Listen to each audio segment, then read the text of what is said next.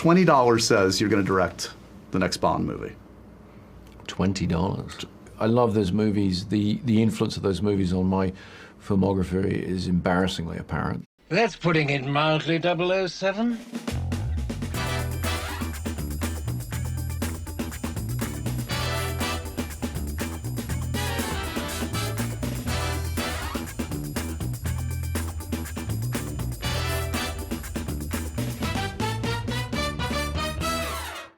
Any more? My favorite Bond film is on Her Majesty's Secret Service, as anyone who's seen Inception can probably figure out.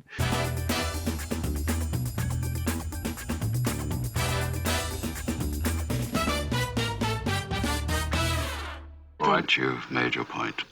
So I usually just completely ignore these sorts of rumours because more often than not, they turn out to be nothing but speculation. They'll print anything these days. But when it comes to the idea of Christopher Nolan directing a James Bond film, I do think that there might be something more here than pure tabloid gossip. After all, he's clearly passionate about the series. He's a critical and commercial success, he's steered a big franchise in a way that redefined modern blockbuster cinema, and he's just finished the movie that'll win him Best Director, so now is the right time. It wouldn't have worked for Eon Productions to bring him on halfway through the Daniel Craig era, but now that they have a blank slate, I think that Barbara B and Michael G will be hoping someone like Nolan will bring some extra gravitas to the new incarnation of Bond. And I know that this isn't a hot take, but I love Christopher Nolan's work. Besides Insomnia, I adore every single movie he has made. Yes, even Tenet. The Dark Knight trilogy is my favourite comic book movie series, while movies like Interstellar, Dunkirk, Inception and The Prestige are all, for their own reasons, some of the best movies I have ever seen. So why, considering all of that, and considering how much of a James Bond fan I am, do I not want Christopher Nolan to make a James Bond movie? Look, I know I am in a minority here, and I have been grappling with this question for literally years. So I've made this video to try and articulate my thoughts on this, and it's probably the most difficult script I have written. Because I think that when most people think of Nolan directing a Bond movie, they just go, yeah, awesome. They like Nolan and they like James Bond, therefore Christopher Nolan should direct a James Bond movie. It makes sense when you look at it that way, but when you scratch the surface, I just don't think it would work, and the reason for that basically comes back to this. It would be a Christopher Nolan movie first and a James Bond movie second. And to explain why I think this is a bad thing, I'm going to actually try and figure out what I think a Christopher Nolan James Bond movie would look like based off the 12 movies he has directed so far. And hopefully once I've done that, you will see why I am so hesitant about the idea of him taking on the character. You may not agree with me, but with any luck you'll understand. So before you write an angry comment, hear me out, then write whatever you want. Do we have a deal? I have no objections. But before we get into that, I should probably caveat all of this by saying up front that I don't think Eon will actually pick Nolan to direct the next Bond movie. I am certain that there have been very serious conversations about it, but I think the chances of it actually working out are very slim. Because in its 60-year history of making Bond movies, Eon have always gone for competent directors relatively early on in their careers, who do not have particularly distinctive styles of directing, and who they are confident will be able to work constructively with the producers.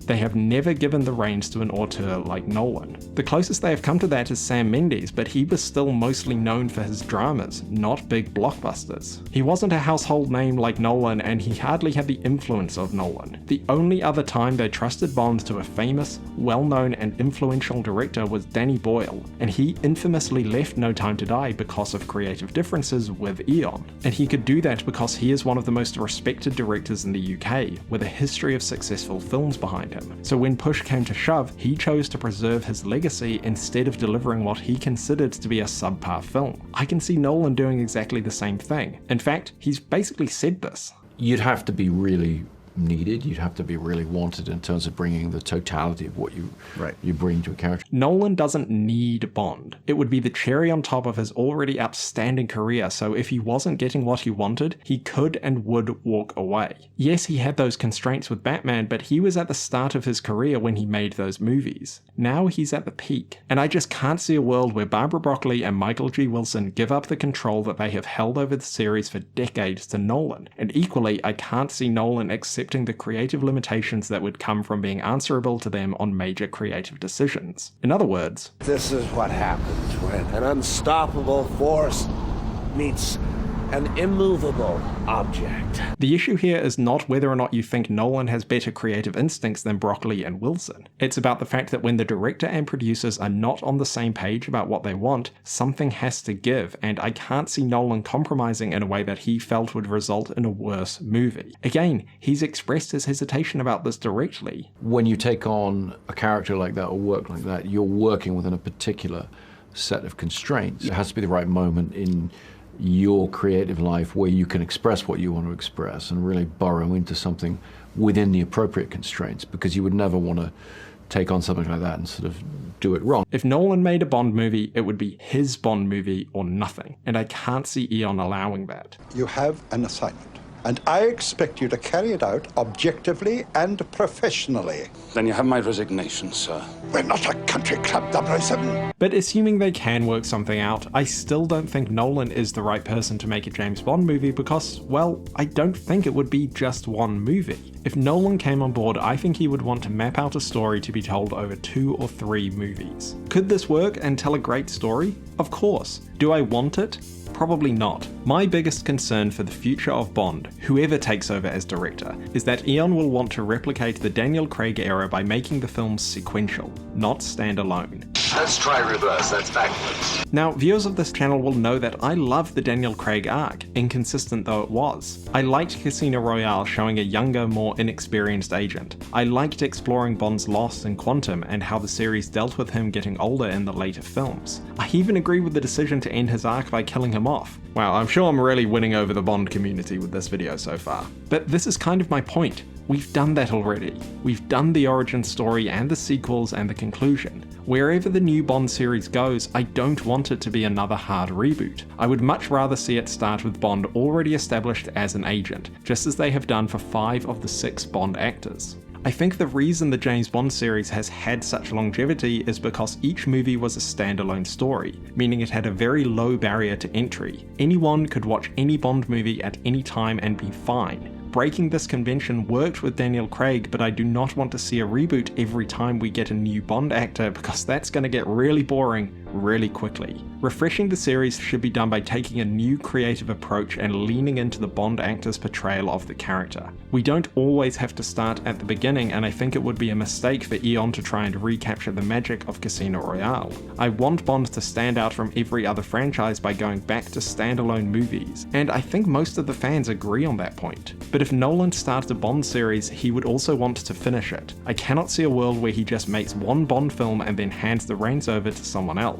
He'll want to leave his mark on the character and the franchise and tell his story over the course of 2 or 3 movies. That means he would start the story from scratch, and I think that's the wrong direction for the series to take. Go backwards, forwards, quickly! So that's problem number 1. But putting that to one side, what would a Christopher Nolan James Bond actually look like? Well, let's get the obvious thing out of the way up front. Nolan is a brilliant director of action, and I think he would deliver some truly outstanding Bond set pieces. Bond is famous for doing its stunt work for real as much as possible, which is a perfect match for Nolan. Any of these scenes from his movies would be right at home in a Bond movie. I mean, several Nolan movies basically have a James Bond pre-title sequence already by making the prologue a big action set piece to open the movie with. I mean, one of them is literally a carbon copy of a James Bond pre-title sequence. The climaxes of Inception and Tenet are just like the classic Bond movie endings with the big shootout at the bad guy's base. He can do the car chases, he can do the fights with the henchmen, he can do suspense, he can do the gadgets. So yeah, I have zero problems with Nolan's ability to give us some outstanding James Bond action scenes.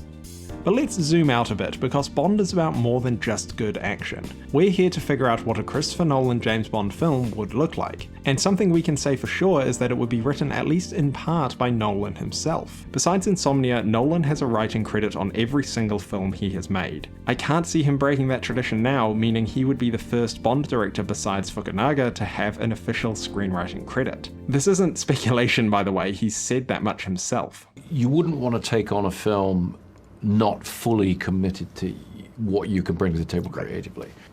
So as a writer, casting, everything. And that's not necessarily a bad thing. I think Nolan is an excellent screenwriter, but he does have a distinct style. Most obviously, all of his movies employ some form of non-linear storytelling device except for The Dark Knight. And as for the writing and the characters, well, his protagonists all deal with loss, grief, and usually guilt. Leonard in Memento and Angier in The Prestige are both driven by their wives' deaths. Bruce Wayne grieves the loss of his parents and then Rachel. Cobb is haunted by the death of Moll. Cooper is guilty about abandoning Murph. Mr. Dawson loses George in Dunkirk. Kat is driven by fear of losing her children, and Oppenheimer is racked by guilt over Jean Tatlock's suicide. So what does this all mean for a James Bond movie written by Christopher Nolan? Well, the trauma that defined Bond's character was this.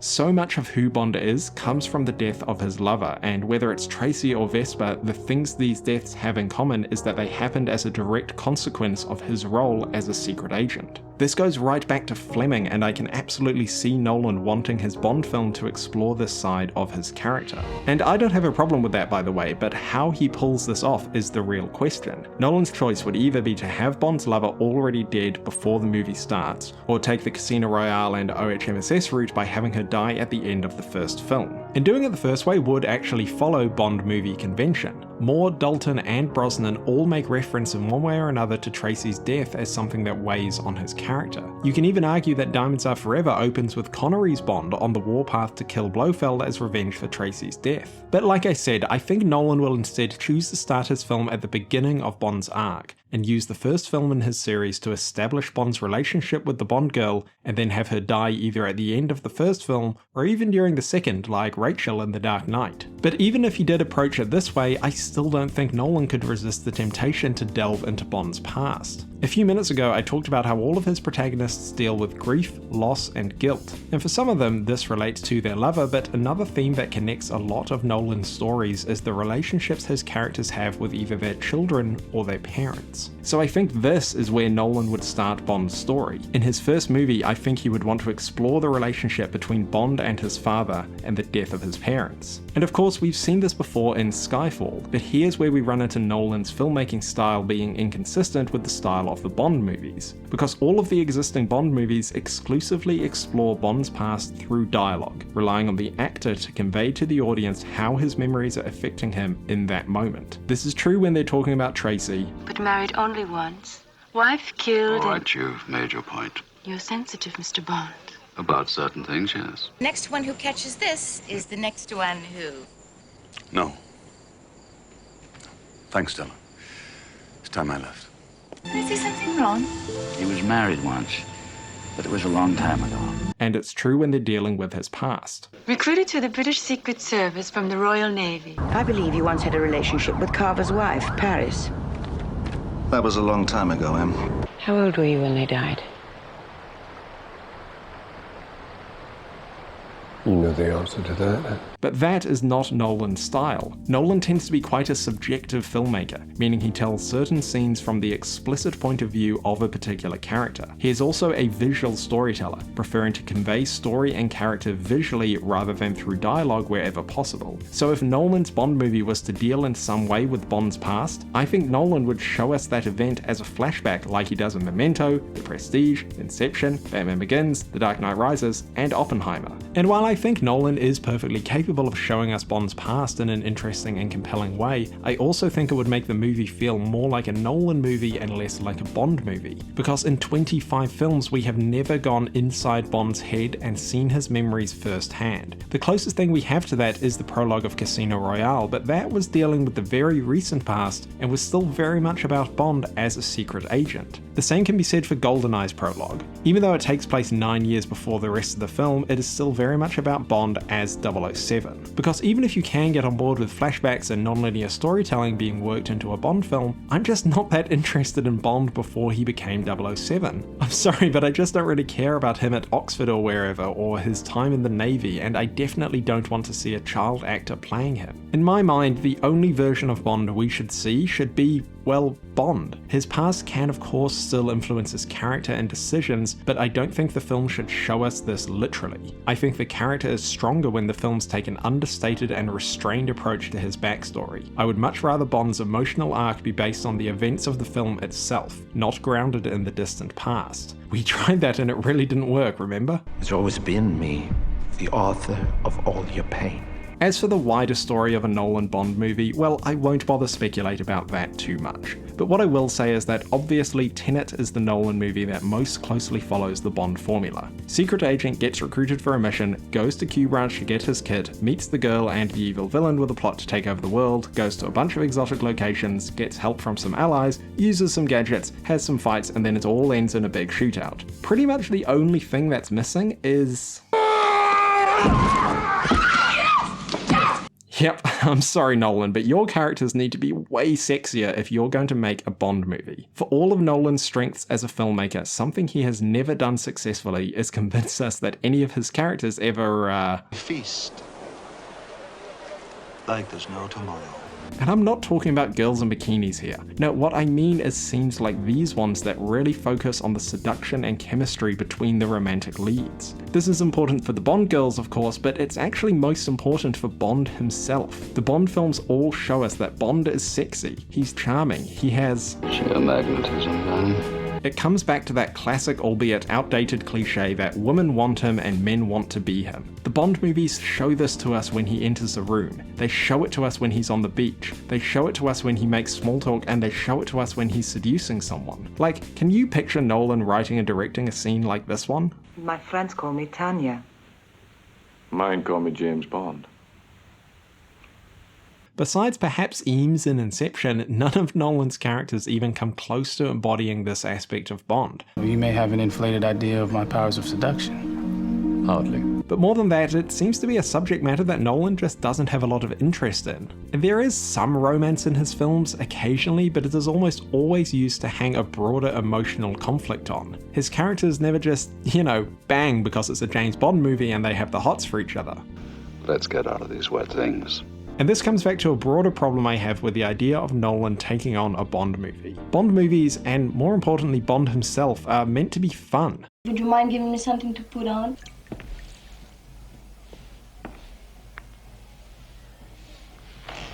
Nolan's protagonists tend to be on the more serious and sullen end of the spectrum, so I think Nolan's Bond would lean into these sorts of portrayals of the character. And you might be thinking, great, I love dark and gritty Bond. But the thing about the dark and gritty Bond movies is that they still balance these moments with these ones. Pierce Brosnan and Timothy Dalton both understood this balance particularly well, but even Daniel Craig's movies still showed us the fun, cheeky side to his character. Somos maestros en año sabático. Y nos ganamos la lotería.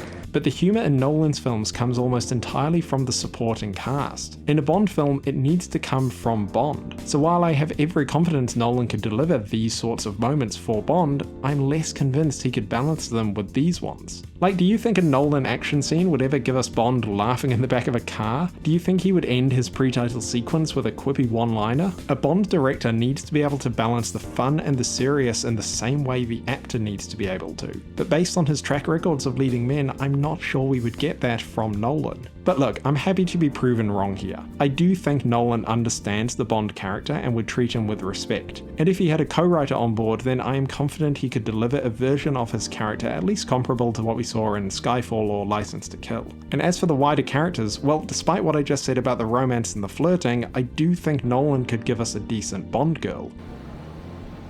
A woman? I don't think he's anywhere near as bad at writing female characters as some people have criticized him for. Sure, Oppenheimer could have done a lot more with Emily Blunt, but I think most of the criticism of Nolan's leading ladies focuses on Rachel being a fairly straightforward damsel in distress type character, and Talia being a fairly straightforward femme fatale type character who has one of the most anticlimactic death scenes in a blockbuster.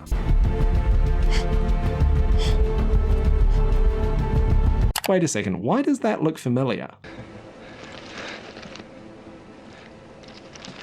Huh, another Nolan Bond parallel. But anyway, this attitude towards Nolan's female characters ignores Murph and Brand in Interstellar, Ariadne in Inception, Natalie in Memento, Selena Kyle and Kat in Tenet. These are the sorts of characters I would love to see paired up with Bond. The best Bond girls challenge him in some way and help him grow as a character. Nolan has given us characters like this before, so this is not one of the areas that I'm too worried about. I also have no doubt that he would give us an amazing villain. And while it could be the evil megalomaniac billionaire type of Bond villain who we saw in Tenet, I think he would go the Joker route and explore Bond's character by contrasting him with a villain who is his alter ego. And if he followed the recent trend of casting Best Actor winners as the villain, then he could even get Cillian Murphy to play him once he wins for Oppenheimer. But that brings me on to the final reason I have for being skeptical about a Nolan Bond movie. See, one of the reasons Nolan movies all feel so similar is because he has such a consistent recurrent cast. He likes working with the same people across multiple projects, and I think part of the creative freedom he would insist on when making a Bond movie would be bringing on some of his regular collaborators.